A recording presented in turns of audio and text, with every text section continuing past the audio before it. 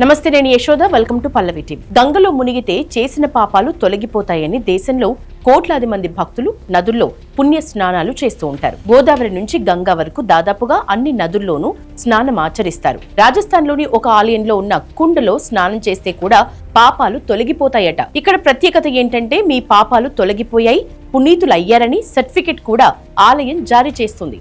దశాబ్దాలుగా కొనసాగుతున్న ఈ వింత ఆచారం తెలియాలంటే మనం రాజస్థాన్ లోని ప్రతాప్గఢ్ జిల్లాలో ఉన్న ఆ గుడికి వెళ్లాల్సిందే. ఆ గుడి పేరు గౌతమేశ్వర్ మహాదేవ్ మందిర్. వాగడ్ హరిద్వార్ గా పిలుచుకుంటూ ఉంటారు. రాజధాని జైపూర్ నుంచి సుమారు 450 కిలోమీటర్ల దూరంలో ఈ ఆలయం ఉంటుంది. ఆలయం రాష్ట్ర ప్రభుత్వ దేవాదాయ శాఖ పరిధిలో ఉంది.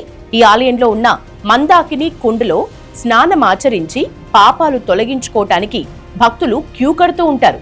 ఈ సంప్రదాయం ఎప్పుడు మొదలైందనే విషయంలో స్పష్టత లేదు, కానీ స్వాతంత్రానికి పూర్వమే ఎన్నో దశాబ్దాల నుంచి ఇది కొనసాగుతోందని చెప్తున్నారు. స్నానం ఆచరించడానికి సిద్ధమైన వారందరికీ సర్టిఫికెట్లు ఇవ్వరు. ఏడాదికి 250 నుంచి 300 లోపు మాత్రమే జారీ చేస్తారు. ఆలయ ట్రస్ట్ ఈ సర్టిఫికెట్ ని జారీ చేస్తుంది.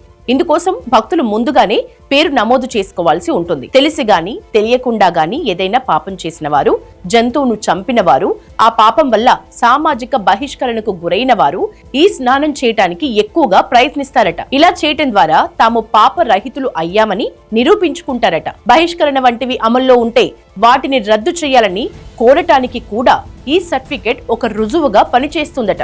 ఉద్దేశపూర్వకంగా మాత్రమే కాకుండా తెలియక చేసే పనుల్ని కూడా చాలా మంది పాపాలుగా భావిస్తారట.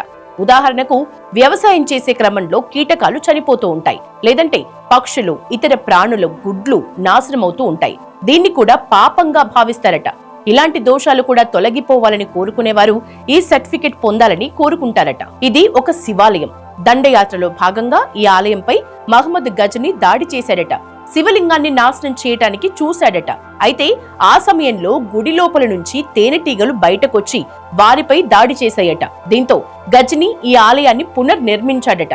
శివలింగం కాస్త దెబ్బతిందని, అయినా ఇప్పటికీ ఇదే శివలింగం పూజలు అందుకుంటోందని పూజారులు చెప్తూ ఉంటారు.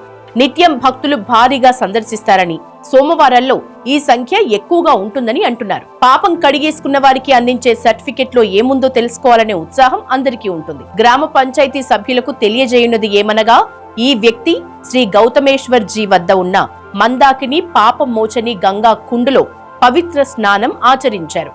ప్రజలు తమ పాపాలకు ప్రాయశ్చిత్తం చేసుకోవటం కోసమే ఈ కుండ నిర్మించబడింది. కావున ఈ వ్యక్తికి సర్టిఫికెట్ మంజూరు చేస్తున్నాం.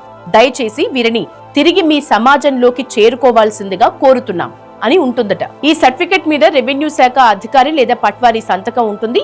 12 రూపాయల ఫీజుతో దీన్ని జారీ చేస్తారు.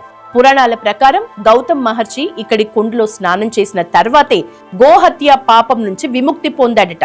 అప్పటి నుంచి ఈ సంప్రదాయం కొనసాగుతోందని భక్తులు విశ్వసిస్తారు. ఇక్కడి వారు బంధువుల అస్థికలను ఈ కుండలో నిమజ్జనం చేస్తారు. అందుకే దీన్ని వాగడ్ హరిద్వార్ అని కూడా పిలుస్తారు.